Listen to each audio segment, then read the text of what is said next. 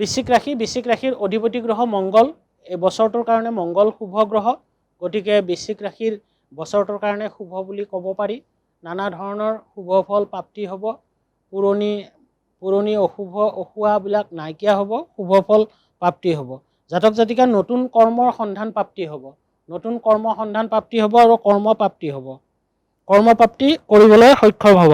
কৰ্মত কষ্ট চেষ্টা যি কৰিব সেই ফল প্ৰাপ্তি হ'ব। গতিকে কৰ্মত কষ্ট চেষ্টা কৰিলে আপোনালোকে কৰ্মপ্ৰাপ্তি হ'ব।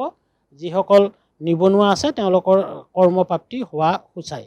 কৰ্মৰত ব্যক্তিসকলৰ পদোন্নতিৰ কাৰকতা দেখা যায়, বদলীকৰণৰ কাৰকতা দেখা যায়। কৰ্মোন্নতি আৰু বদলীকৰণে সুখ শান্তি গৃহত আনিব। হঠাৎ উপাৰ্জন বৃদ্ধি হোৱা যোগ বুজায়। সঞ্চয় হঠাৎ ক্ষয় হোৱা যোগ বুজায়। সঞ্চয় হঠাৎ ক্ষয় হ'ব পাৰে। গতিকে হঠাৎ সঞ্চয় ক্ষয় হ'ব লাগিলে প্ৰবঞ্চকৰ পৰা অলপ সাৱধান থাকিব।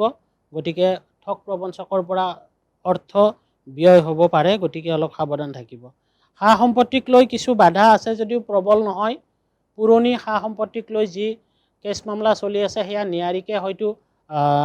নিয়াৰী নহ'ব পাৰে, পূৰ্ণ সঁহাৰি লাভ নকৰিব পাৰে। কিন্তু প্ৰেমৰ ক্ষেত্ৰত শুভ ফল পাব। নতুন প্ৰেম বা পুৰণি প্ৰেমৰ ক্ষেত্ৰত, চলিত প্ৰেমৰ ক্ষেত্ৰত আপোনালোকে পূৰ্ণ সঁহাৰি পাব। জ্যেষ্ঠৰ পৰা কিছু বাধা আছে, প্ৰবল বাধা নহয়। বিবাহ উপযোগী সকলে বিবাহৰ যোগাযোগ কৰিব পাৰে, বিবাহত শুভ ফল প্ৰাপ্তি হ'ব। সাৱধান থাকিব।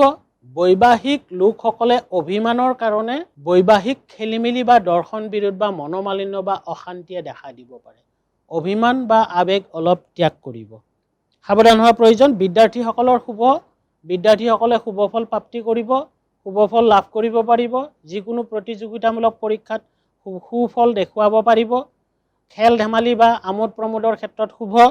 আৰু বিদেশৰত বিদ্যাৰ্থীসকলৰ সু অৰ্জনৰ সময়, প্ৰতিভা বিকাশ কৰিব পাৰিব, নতুন উদ্ভাৱন কৰিব পাৰিব, তাৰ কাৰণে শুভ ফল প্ৰাপ্তি হ'ব।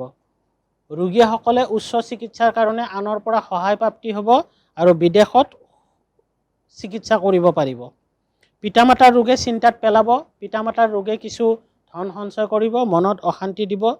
ধৰ্মীয় উৎসৱ আৰু আমোদ প্ৰমোদ সুকলমে ঘৰত বা নিজৰ অনুষ্ঠিত হ'ব।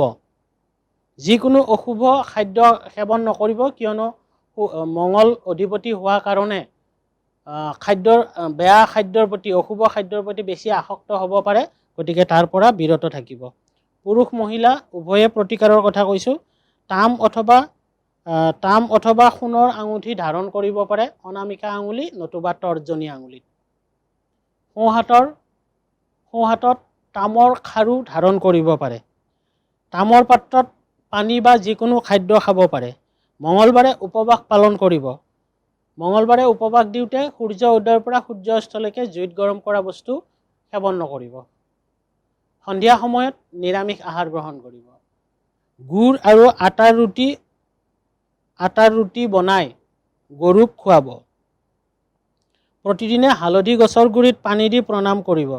মঙলবাৰে সন্ধিয়া ভাগত নগছি ঘিৰ চাকি গোহালিত অথবা শোৱনি কোঠাৰ উত্তৰ দিশত জ্বলাব।